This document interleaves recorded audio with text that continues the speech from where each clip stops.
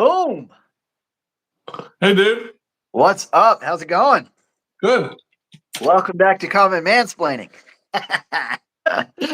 Oh, man. What a speech last night. Oh, yeah. I That.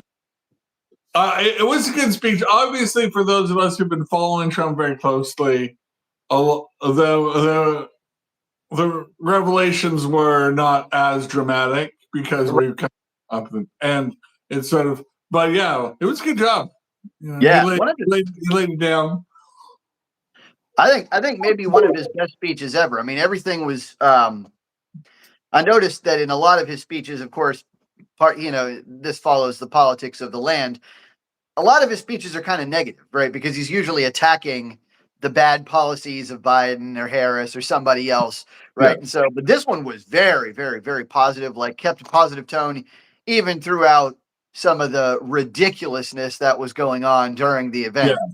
So it's like, number one, the fact that he's able to maintain that positive tone the entire time was great. You could tell he was having fun. Like you could tell he was like toying with him and playing with him and acting the game. I mean, some of the things that he said were just like out of this world. Like no other president in the world would ever say this kind of stuff, but it was just hysterical. I'm sitting there watching, giggling my butt off. Oh yeah. Yeah. Like gutsy stuff. But the Democrats deserve it. They were acting childs. They were, if anything, provoking him into his curlishness. And let's talk about this for just a second, because if you're a Democrat, hey Mahmoud, how's it going? If you're a Democrat and you don't approve of the current administration, right? Just don't show up. They were required to show up. Well, were they? Because they all left, right? Like they obviously didn't have to stay. One of them was kicked out. Like they obviously didn't have to be there, right? So like, if you're going to be disrespectful, if you're going to show up, right? If the requirement is that you show up and attend the president's speech, then show up and attend the president's speech. Don't show up and be an asshole, like holding up signs that are disrespectful, stopping the middle of it. Didn't they like lose their mind because they like an official proceeding was broken, up prior? Like I thought that was their shtick, was that we never stopped these official proceedings. To do so is an insurrection and blah, blah, blah, blah, blah. And meanwhile, I'm like, come on. Yeah, well, they want to be respected when they have power, but they want to show the ultimate disrespect when they don't. Of course.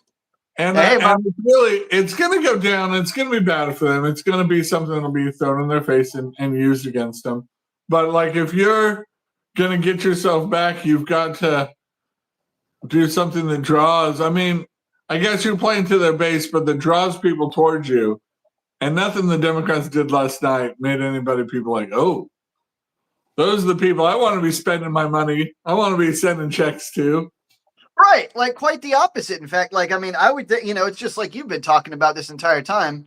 They're all of these are like 20%, 30% issues. And they're just really planting their flag in it. Hey, Mahmoud, we're definitely watching. We're definitely listening. So anything you want to ask, let us know. Anything you want to comment about, just hit us with it, and we'll definitely get on it. So yeah, I mean, we're talking about, and some of this stuff was like unbelievable. Like some of this stuff is like, all right, okay, if you're a Democrat and you don't want to applaud things like Doge, okay, whatever, right? Like it's obviously ideologically opposed to what you want. Oh, okay, whatever, right? I didn't expect that. If you don't want to applaud withdrawal from the WHO, whatever. If you don't want to applaud withdrawal from the Paris Climate Accords, okay, obviously these are like, things that you're opposed to. That makes perfect sense. But if you're not okay applauding a guy fighting brain cancer who was just awarded an honorary Secret Service title, like I'm at the point where we can't run this country together if you can't be on the same page about something stupid like that. Like it shows right now that reactions are all knee-jerk. Anything that comes from Trump cannot be acknowledged as a good, right? And that they're not going to be rational analysts of it, right? And so that's why it's so easy. You've seen the the one conservative in the at CNN, Jennings is his name. Yeah, Scott Jennings. Yeah. Yeah. That he just sits back and watches their automatic knee-jerk reaction against something, and then he just sort of breaks it down. Okay, right? Why Right. is this bad? Like, Did you see his post? Just ask a few things like, well, why would the government oppose somebody who's the head of the government? Why, he's like, anyway, is this the government that president's the head of? Is that the one we're talking about? Like the one? Yeah.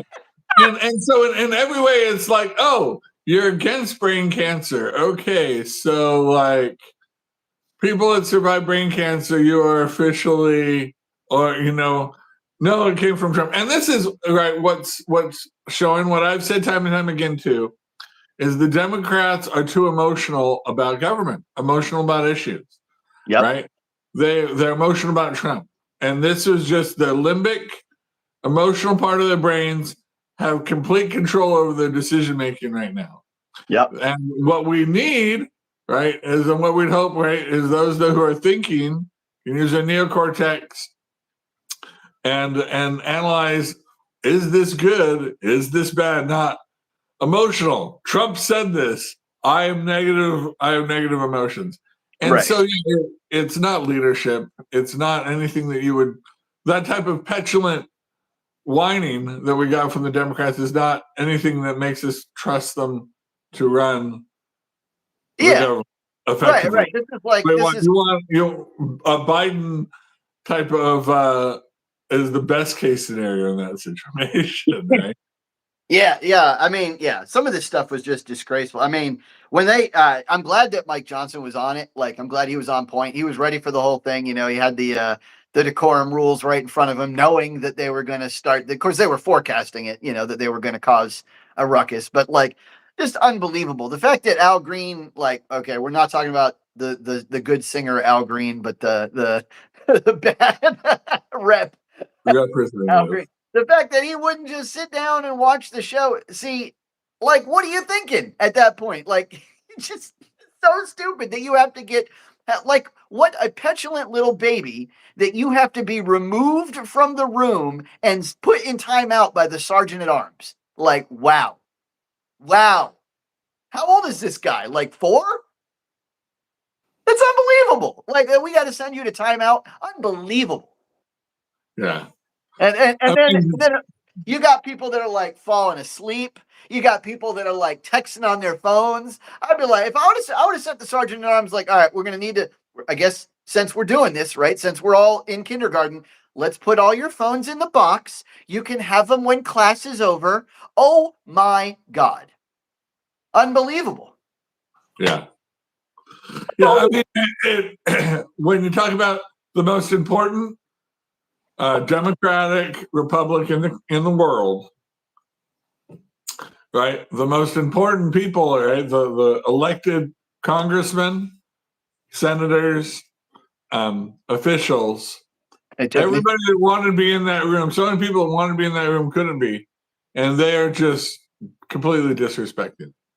Yeah, it's unbelievable. I mean, like, and when I look at some of the stuff they couldn't applaud for, it's like, this is like the Democrats planting their flag in the opposite camp, right? So like take, for example, they couldn't applaud Marco Rubio, who they all voted for.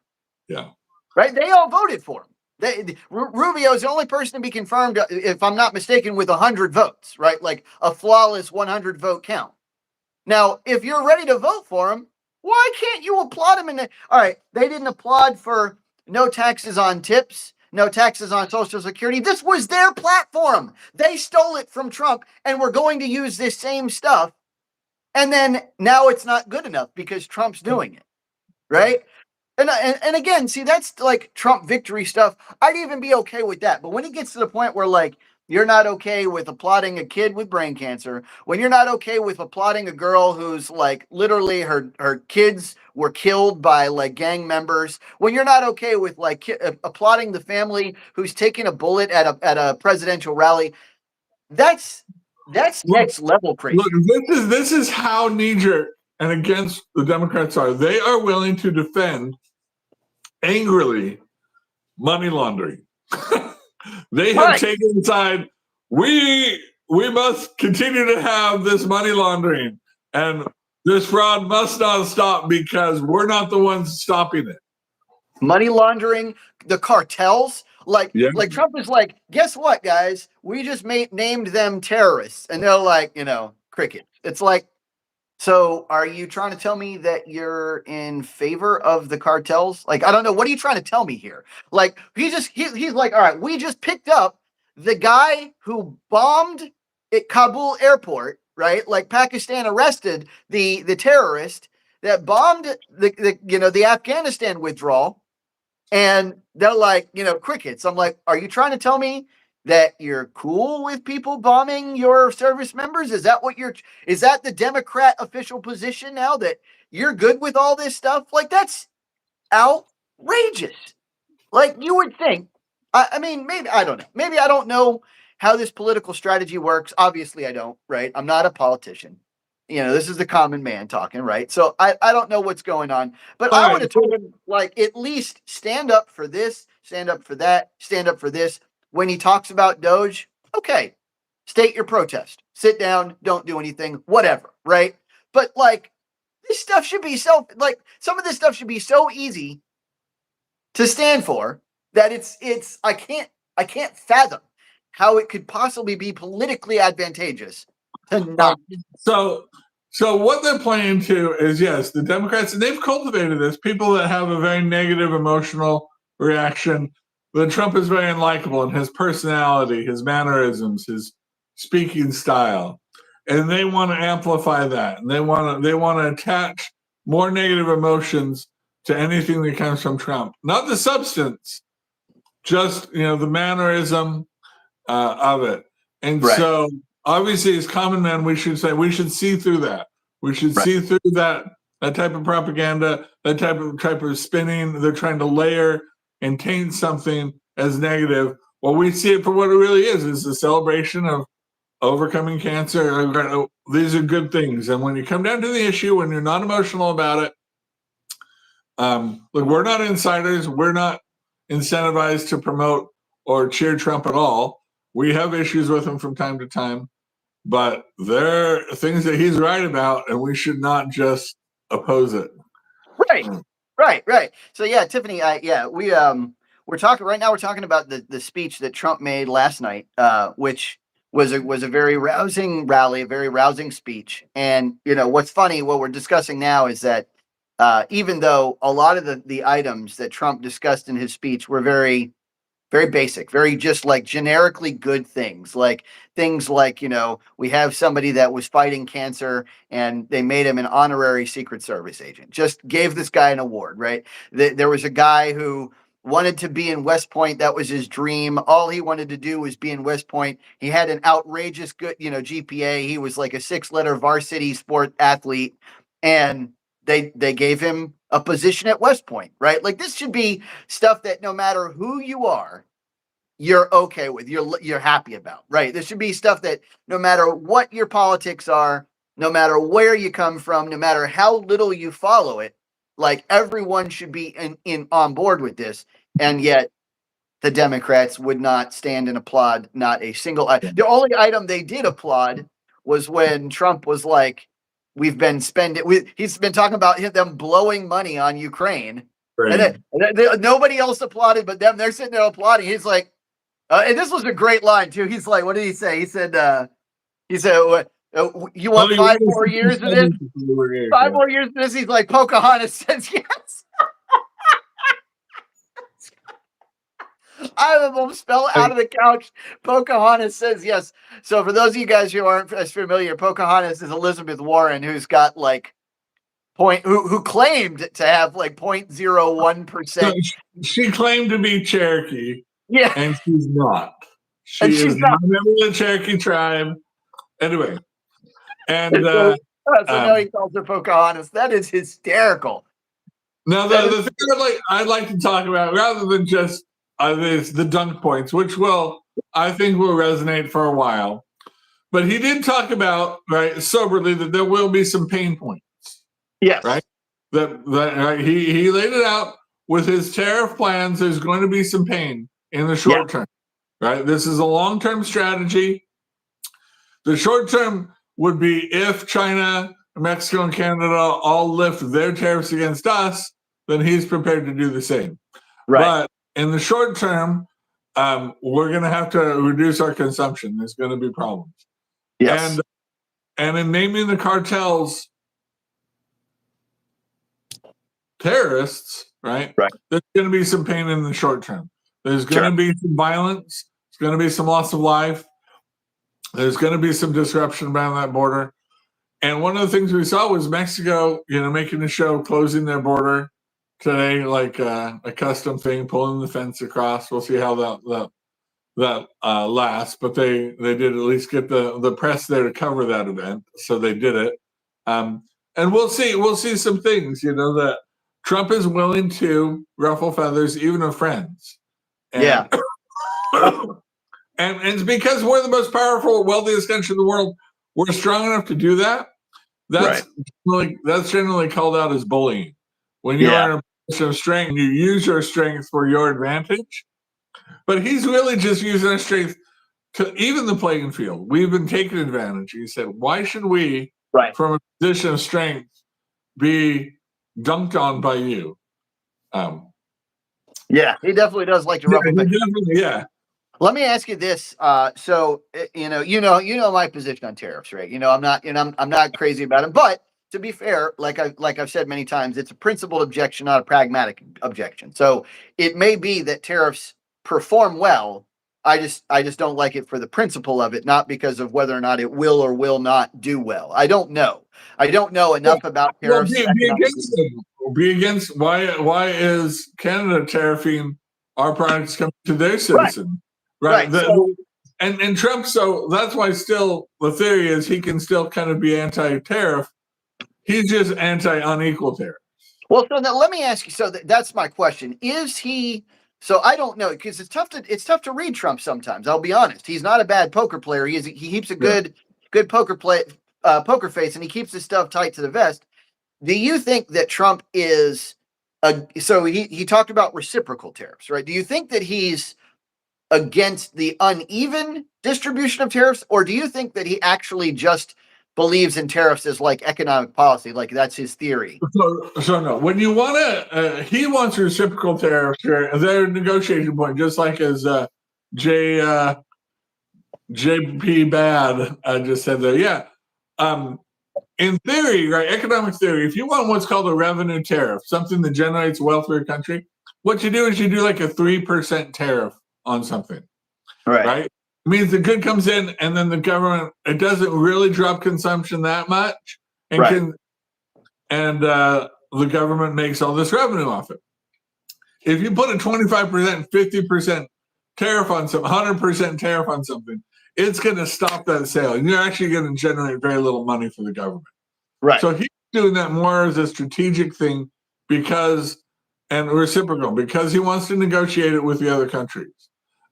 Maybe after everything's sorted down, if he wants to generate money for the federal government, right, saying, hey, if you want access to us, maybe a 2% tariff, but it's really just revenue for us or something like that. But these big tariffs that he's talking about, which will disrupt and raise prices and things like that, that should be a short-term negotiating strategy, provided, right? So Canada's making a big show of it, right? They're taking whiskey off their shelves and doing things like this. But in the long term, this should, if we have the strength, have a leader who can persevere long term, it's going to hurt Canada more. And it's going to be more in their interest to meet Trump's negotiating demand and remove the tariffs they have on American products if they want to sell their products here without tariffs.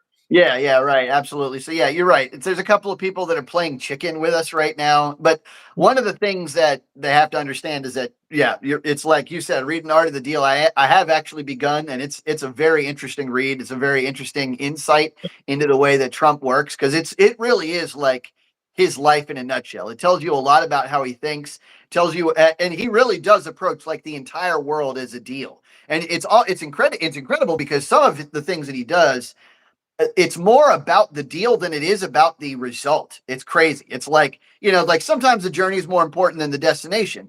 And I think that's very much the case with Trump. Like he almost enjoys the art of the deal more than he enjoys getting the positive result from it. But you're right. When it comes to like countries like Canada, Mexico, they don't really have much to like threaten us with. Like one thing that people forget is that America is one of the very few nations in the world that can be truly self-sustaining. We don't need anybody else. Like we really don't. There's almost no other nation in the world that's like that. And almost no other nation in the world is large enough, diverse enough with natural resources to literally take care of all of our problems without, sure, we'll lose a couple of things like maple syrup or something like that. Like we'll lose a couple of stupid things that like really don't affect anybody's life to a considerable degree. But Yeah. in the long run, it's yeah, we can get uranium more cheaply mined from South Africa. We sure. can get more cobalt and other rare earths more cheaply from Ukraine, China, or other places like that. We can do it. Not anymore. Well, right. It's the environmental lobby that's really stopped us from exploiting those resources. Right. Right. To hold back like the Arctic and Alaska. So I think I've told you about this before, like the Salton Sea. Maybe refresh my memory. So the Salton Sea is a man-made lake in Southern California. Okay. Yeah. In Southern California. And it was when they were doing some of the early dams and levees for the Colorado River, it floated in and flooded this area. Anyway, they've stopped that. There's not excess water in the Colorado River anymore. Very few people live out there. It is good farmland as long as you can irrigate it. Otherwise, it's a godforsaken desert. Right. But they found as this lake receded, it's a really good place to mine lithium. Right? Which we want, right? And other rare earths. That's a good place for rare earths.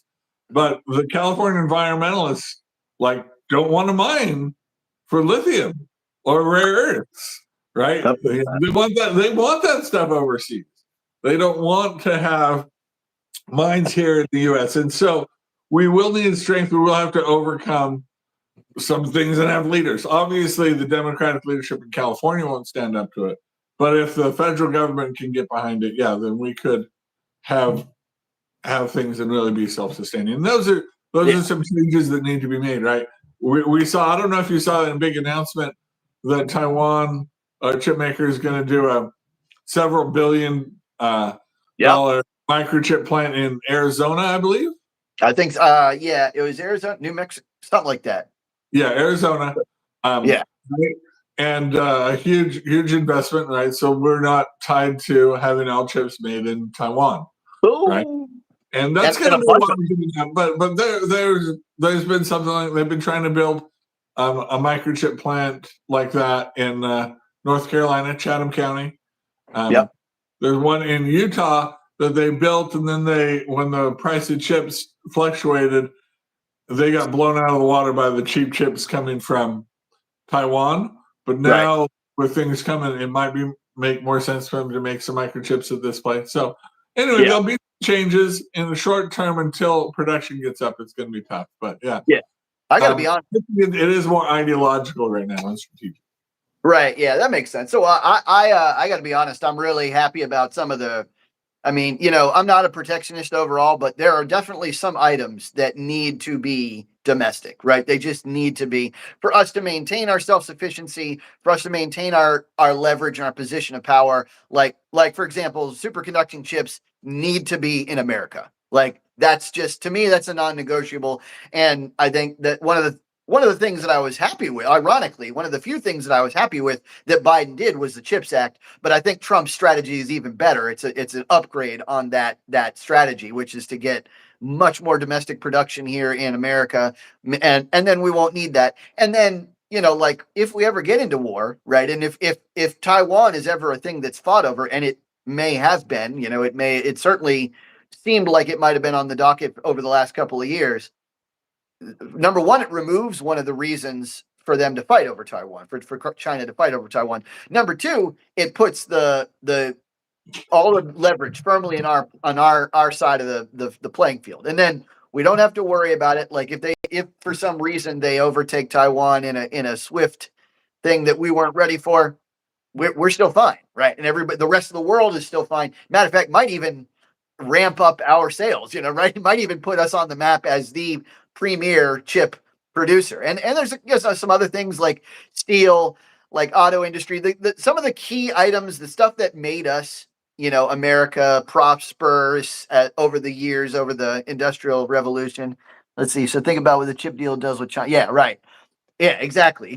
Sends China a message, sends China, the message that we're not going to let any vulnerability like that be so. So now the one thing I will say, I mean, there is a level to which even I am sympathetic of other nations' needs, right? Like I don't want to leave Taiwan without any reason to exist, and that's basically their sole reason economically to exist. So I do see that there is some game to be played as far as letting some people shoulder the burden, and there's another layer too that's a little bit more complex, and that is, as America has, one of the reasons we're so productive pound for pound is because as things are manufactured, we're doing the final element, the composition and construction element. We're doing like the last job in a typical industrial chain of events. And so one of the reasons that we can command so much extra money for our efforts, so the reason our GDP is so high per person, is because we're doing the last and most valuable part. Now, if we obviously Trump wants to do all of the parts, but there is a case to be made for keeping our jobs as valuable as we can per person. And there's an element of that. So as long as we balance that, we should be fine. Like we just don't want to get to the point where we're doing the dollar a day labor, right? Like we don't really want to be in that job, because we obviously can't do it for $1 a day for humanitarian reasons and stuff like that. Not that I'm claiming that other people should be doing it for $1 a day, but you get what I'm saying. We want at high quality and with automation, right? They're untapped. I guess part of the thing is, right, that to a large degree they didn't think that people like in the Southwest, right, like Arizona, could be good factory workers, right? They thought factory workers were only from the Midwest or Northeast, right? And that has largely, right, the cars can't be made in Tennessee or Alabama or North Carolina, and that's largely been debunked, right? Right. And we've seen factories and other people move things too, right? South Carolina is a big hub of planes, other vehicles, right? All the foreign Mercedes builds all of their vehicles that they don't sell in Europe, builds them all in South Carolina, as well as other things. So we can do manufacturing, and it's less expensive, and actually makes sense to do it in red states that have a good legal framework, and you don't have to result to corruption, anything like that too. You don't have to worry about having your assets nationalized and less regulated. There are lots of good reasons to come to the U.S. With the latest manufacturing, but it's like capitalism. You have to be good at it. If you come here and run your factory poorly, you're going to fail. Right? Yeah, I have to applaud JP Bad. I wanted to go here too. I even have it written down. Sure. That I too am a little bit worried about BlackRock being the bid for the ports at the edges of the canal. That bothers me. I have to be honest with you. I mean, the guy in Hong Kong, I mean, it's probably better than China owning it, but maybe not much. Like, I don't know. I think long term, I think BlackRock may be just as dangerous as China. And that's so educate me on why some BlackRock, who's so heavily invested in American economic, right? Sure. Owns so many stock in American companies, things like that. And they're wealthy behemoth, you're right, and a lot of people don't know about them. Why do you think that would be? They'd be disloyal to American, or why is that vulnerability? I don't see it. Maybe Sure. you and JP Bad can educate. Sure. So yeah, and it's like JP Bad says, it is kind of a conspiracy theory. So this is going to be a spicy take for those of you out there. Take it with a grain of salt. But there's a couple of things to understand. Number one, BlackRock is the number one company in the world.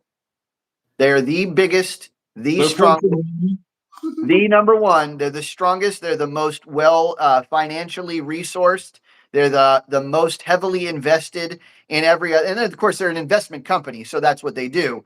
But like if you were to look up literally any company in America, almost any company in America, like, you know, you look up the top 30 companies and you'll see that the top owners are always BlackRock, Vanguard, SSGA, like on down the line, and almost always in that order, right? Like this is the top dog company. Now, we've got rules against monopolies, but Blackguard has very carefully and skillfully evaded them for a long time, because what they do is instead of having total control over any one industry, they've got these like crab legs that have spiraled into literally every industry on earth.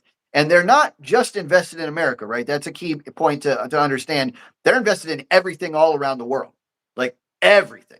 It's not just us, right? So it's important to understand that it's not. I don't even know if it's fair to call them like an American company. I mean, they are.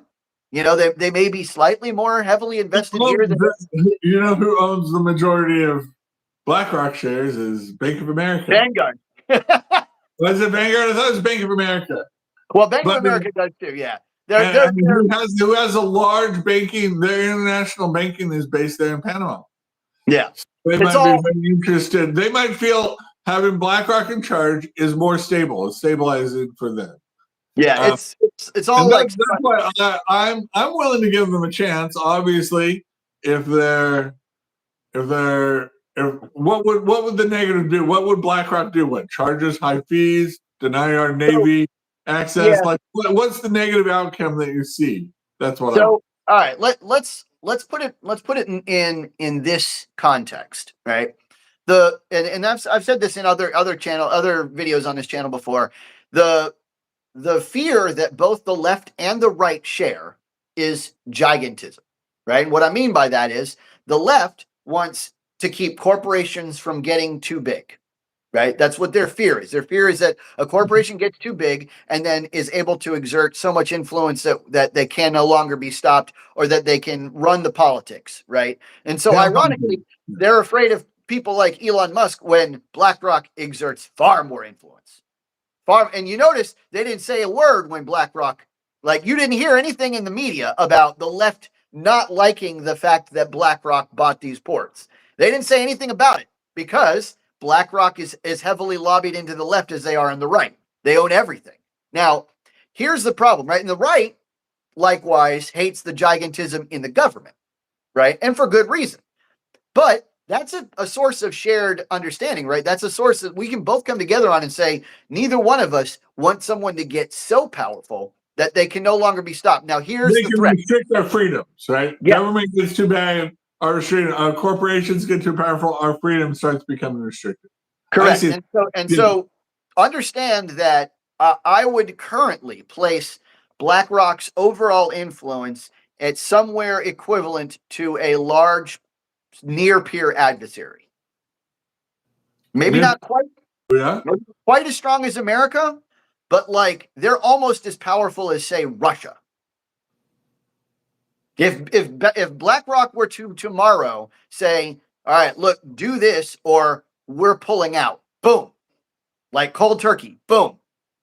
I think that a lot of chips would fall. I think that a lot of dominoes would just like blip, blip, blip, blip, blip, because both, like I said, both sides are bought and owned by this company. Both sides are lobbied heavily by this company. And if they're not, they're lobbied heavily by people that this company owns. And so it ends up being the same thing. Every time that I have looked in the past year, and matter of fact, past 3 years, since I've been doing this like political, acknowledgement, and since I've been on this journey of being politically aware, every time I've seen a situation where, like, a lot of times it's the left fights the right, right fights the left, and it's a lot of theater. But then every now and then they both come together. All of a sudden, miraculously, like they're both all of a sudden in favor of the Ukrainian war. They're both all of a sudden in favor of the Patriot Act. They're both all of a sudden in favor of blah, blah, blah, blah, blah. Every time I look at who's behind it, it's BlackRock. Every single time. And it's like JB Bad said, this is another conspiracy theory to tack onto this. But do you know that both of the people that took shot at Trump were in BlackRock commercials? I mean, that's outrageous. Now, don't get me wrong, that could just be coincidence because they're big. Like I said, this is a big company. But holy crap. Yeah. Like, holy crap. And this is, I just gotta say, I don't know. I think if BlackRock gets to the point where they decide to start actually leveraging things, and I think they already are. I think they already are leveraging a lot under the table where we don't see. I think a lot goes on underneath the waters. And, you see the duck's back on the top. It looks calm and serene, but under the waters, they're paddling furiously, right? I bet you that's BlackRock all day long. I can't prove it because I'm not underneath the water to see. But I can tell you that they scare me. I can tell you that they scare me as much as big government scares me. Well, saying that they are confused. Yeah, they can wield that control for good in international, like in these trade wars or these things, make it as a positive for the U.S., kind of like having Superman be from Kansas. Hey, they could, but I think that goes both ways. I think they do, but I also think that like little things like all right, there was some kind of World Economic Forum event not too long ago where the goal was to get America to like sign up for CBDCs and central bank digital currencies, for those who are not CBDCs, which I believe are like essentially the death of freedom, right? But BlackRock threw their weight behind it. Now, I don't think they threw their full weight behind it. I think it was kind of like a favor they were doing somebody or something, as opposed to like a direct agenda item. But I just think that it's dangerous when stuff like that comes along, and then America hangs by a thread, right? We have its huge strength in that we're not run directly by the mob, but we also have the weakness of the fact that the moment, the republic is corrupted, then there's nothing that the mob can really do to stop it, at least not in real time. So it's a give and take. It's part of our checks and balance system, and it's always going to have strengths and weaknesses. And that's one of the weaknesses. One of the weaknesses is if they can get enough people bought off, what can we do? But what can we do? Well, corruption, yeah, in the government, corruption in the civic, is a threat to our republic. So yeah, so we need to expose that. If that has, he's mentioned something about smuggling. Right now, because of its exposure, as a common man, I'm not exposed to other than their influence could be used for evil. I'm not exposed to more actual examples of the malfeasance. I think they were too heavily tied to Dick Cheney, and so the left or the media painted them a little bit darkly. Right. But if they're lobbyists for them, they're certainly not lobbying to improve their name in the media. Their commercials are not really trying to like yay BlackRock. Like nobody does. They're sort of like a wholesaler, right? Nobody has, a Fortune 5 company, like maybe the 5th biggest country in the world is a company called McKesson. I've heard of that, yeah. Right? But maybe you've seen their trucks. They do wholesale medical goods for running hospitals and running things like they're not like developing, but once anything goes generic anyway, but they're so big, they're not spending things like, hey, we should love McKesson because it's kind of unsexy product. BlackRock is sort of unsexy, whether maybe public opinion doesn't matter to them. Well, that might be, maybe they've reached that level. Well, it's also too, it's like, all right, so something that you to understand about BlackRock is that they don't have to advertise directly, right? Because if Coke advertises, that's BlackRock advertising. If Northrop Grumman advertises, that's BlackRock advertising. If Walmart advertises, that's Black. Yeah. You see where I'm going with this? Like they don't Yeah. have to do it, right? Like BlackRock, and I think they like it that way, right? I think they like being the guy behind the guy.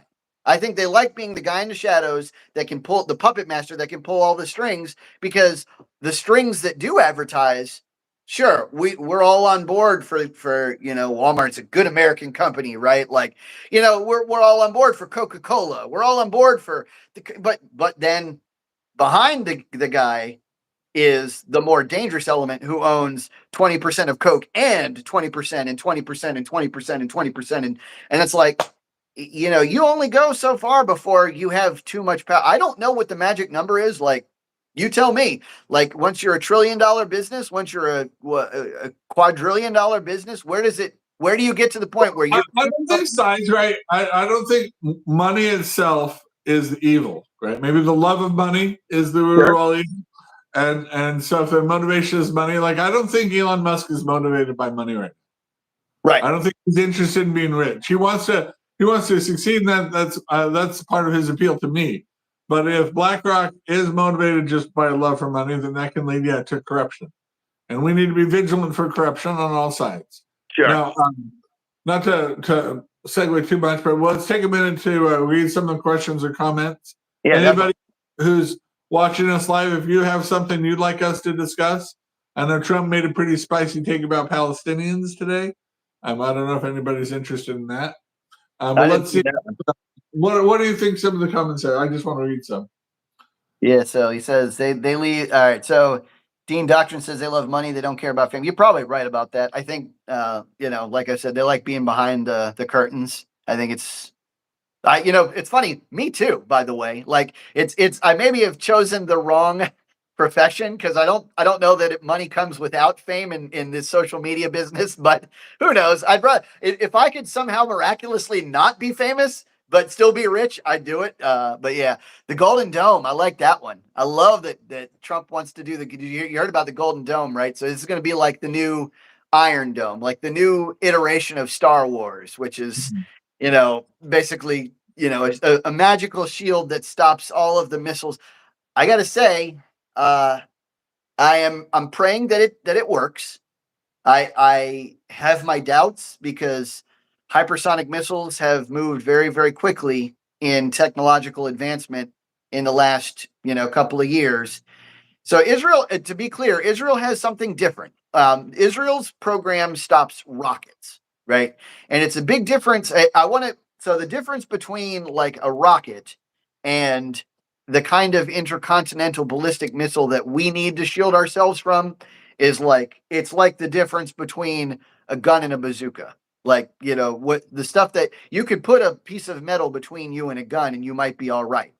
You can't put a piece of metal between you and a bazooka and be okay. And that's the maybe not a great analogy, but you're not going to be able to stop a hypersonic tactical nuke with just like a rocket deflection program, like a Patriot missile system. Especially if it's launched from a submarine 10 miles offshore. Yeah, right? Gosh, or even, the North Pole or something like that.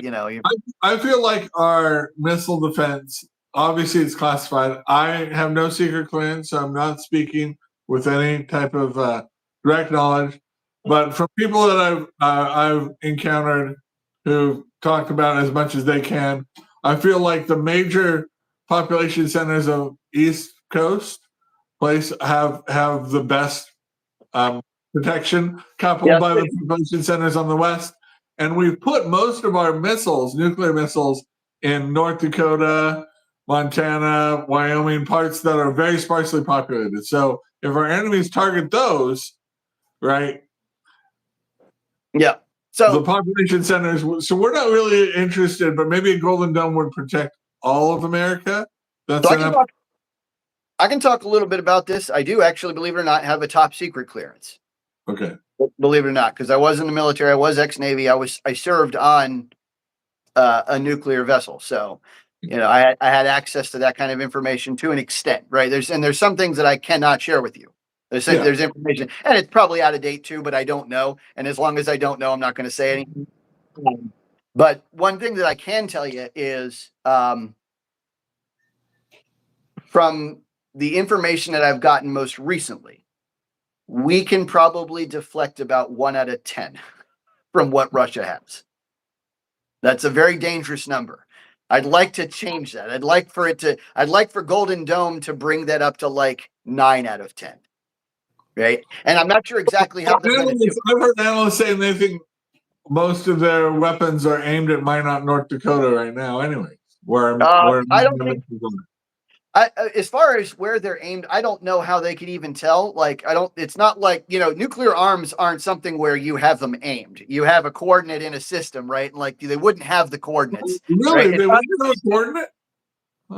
Very unlikely. I mean, do you think someone knows the coordinates that are punched in on? First of all, it usually doesn't work like that. It's not like you have coordinates that are just sitting in there, like waiting to be. Usually, what you have are different strike packages, and you can just be like strike package A, strike package F, strike package Y, and it comes with the code. So someone's going to say, they'll call you up, say strike package Omega, and then this is my code. It's third from the top, da da da da da, and then you fire. And so they'll go in. It's not like no one's going to know where it's going until it's fired. Now, after they fire it, you'll know. But it's depending on how fast the missile flies. If it's going at 5,000 miles an hour, it's not going to matter how quickly you get it. By the time you ascertain the trajectory, you need to have it down, or else you're in trouble. Now, that having been said, some of the older stuff might be like that. It might be like actually on a turret aimed, but most of the newer stuff is not going to be like that. The other side to this too is that even if we had the thing aimed, right? If this stuff like again, if it soars right over the horizon and we don't have any way to track it until it gets over the curvature of the earth and it's like really low to the ground and then it's flying at a very, very high speed, it's not going to matter. Like, what can you do to stop that? I mean, even when we were on board a ship, so in the Navy, they had this thing called a phalanx system, right? You were like, each ship would supplement the other's sensory ability. So if someone were to fire a missile at you, like, or a torpedo or anything like that, all of the ships would try to track it at the same time. And in doing so would be much, much faster, much better, much more accurate than normal. And even so, like just being on our ship, they said like a single jet had about a 5-to-1 shot of sinking the ship. Like, that's outrageous. A single jet, just because they can fire these like little phantom missiles that are like only like 5 meters off the ground. Being able to track that is outrageous. Like, sometimes it doesn't even crest the wave, like literally. And then, you have to be able to track it. You have to be able to stop it. You have to be able to shoot it. Now, I'm hoping they've got some kind of, I don't know about the new technologies coming out as well. Out of the new platforms are kind of hidden, even from me, even from people I know. But I hope that they have some kind of system that's like an electromagnetic shield that like stops communication. So as a missile crosses a threshold, it can no longer track. Like kind of like an EMP, only like in a bar, like a wave, so that it crosses over. They have something like that for drones. I know that they have something like that for drones, but I don't know if you can do that for a missile that's moving 3,000 miles. I don't know. I don't know enough about the tech to know that. New tech is interesting, and I don't. You say you don't know, or it's classified. If we have strategies to stop it, you don't think it's stoppable. I know we have some things, right? But there's only so much that you can do. There's only so much that you can do. If a missile is coming across at Mach 10 and it's low to the ground, it doesn't, barely breaks the curvature of the earth, barely breaks the horizon until like it's 100 miles away. I mean, you know how fast something moving Mach 10 can cover 100 miles? It's like a minute and a half or something like that. It's like outrageous. It's very, very quick. Yeah. It's, there's nothing you can do about that. So 10 minute, if you've got a 9-minute and 80-second, 9-minute and 50-second response time, what are you going to do? Like, and keep in mind, humans usually need to be involved in this. So one thing I hope the Golden Dome does is automate a little bit, make it so that it takes the human element out of it, so we can track automatically, strike automatically. But even so, that's dangerous. Like a net in the sky.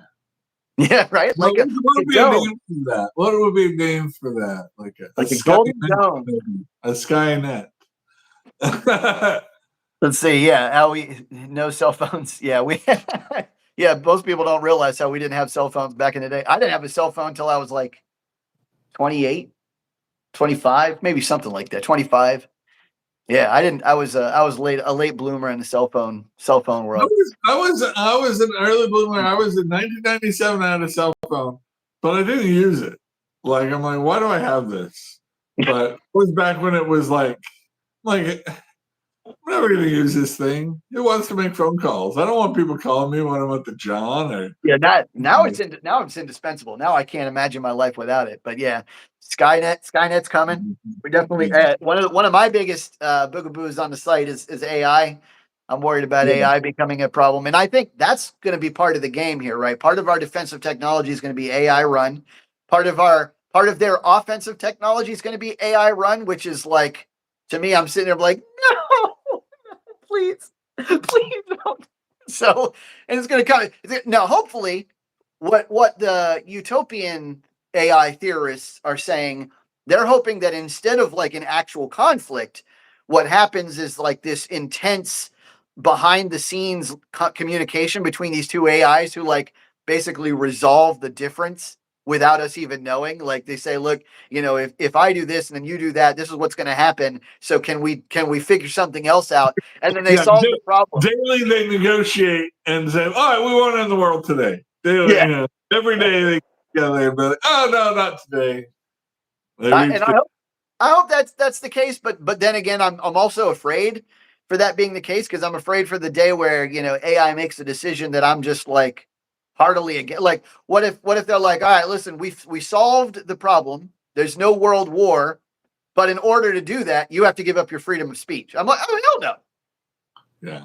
Hell no, I'm not doing that. I'm not going to stop bad mouthing Russia just to keep them from shooting me with a missile. Screw that, and then right. So the wild cards are then right. So you still have bad actors who could release some sort of biological agent, right?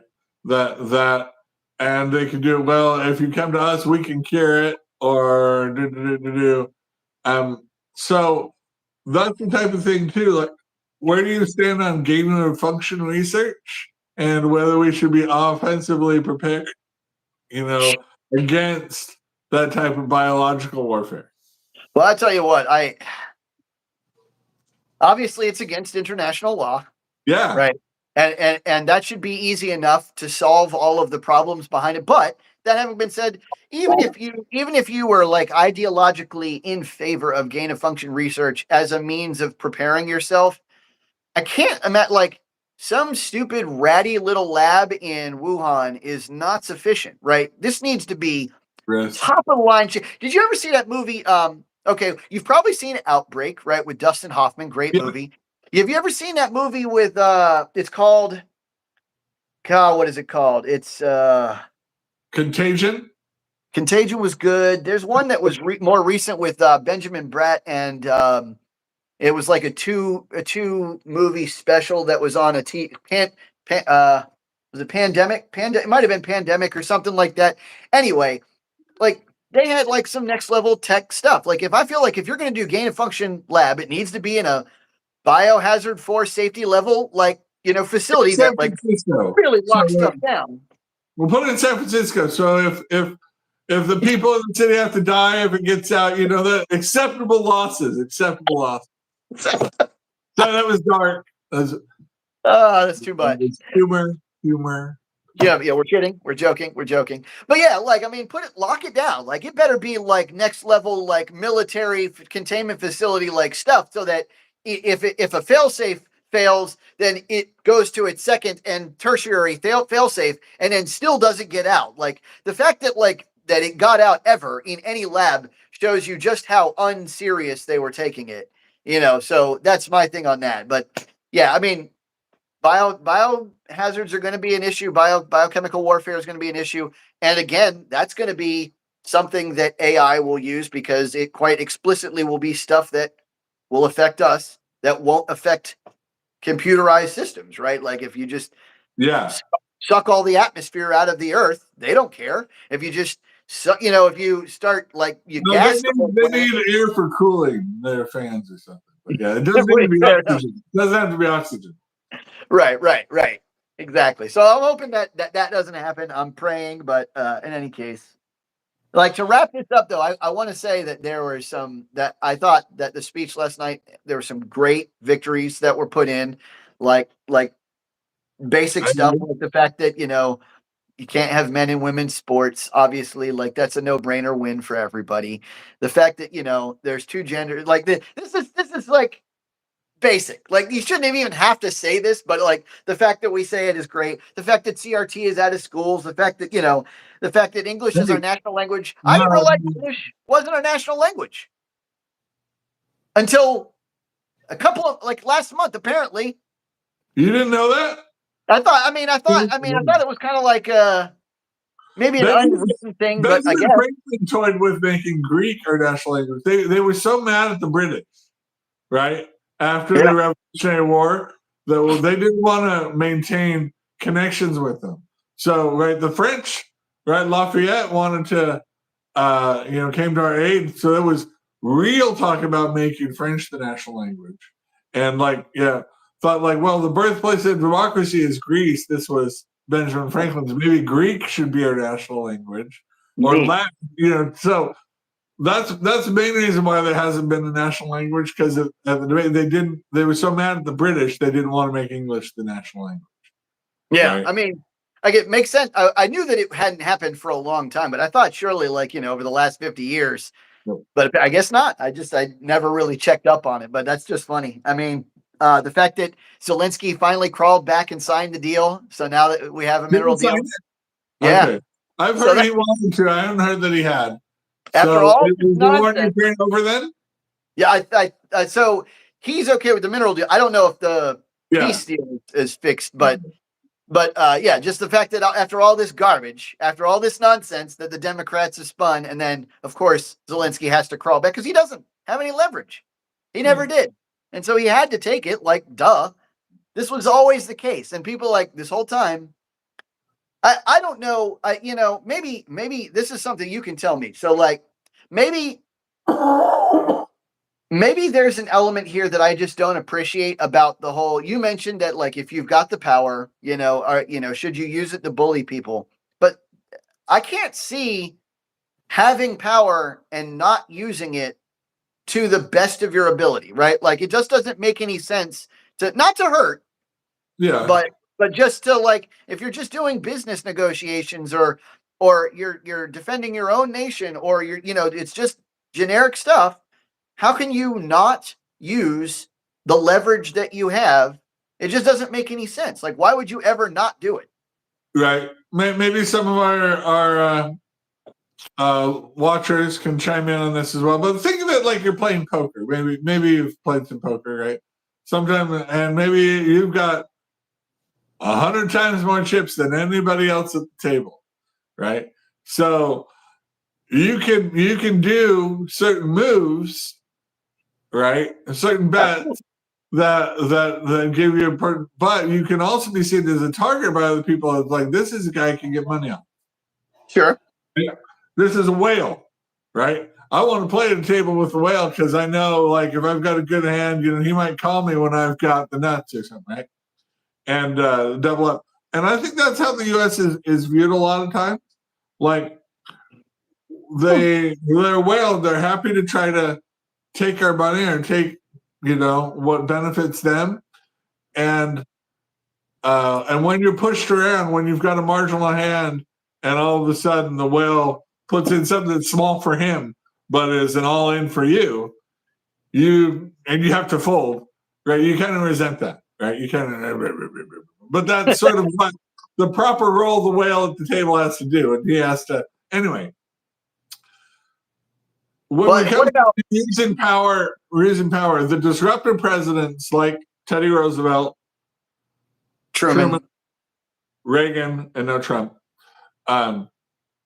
we're willing to do that openly.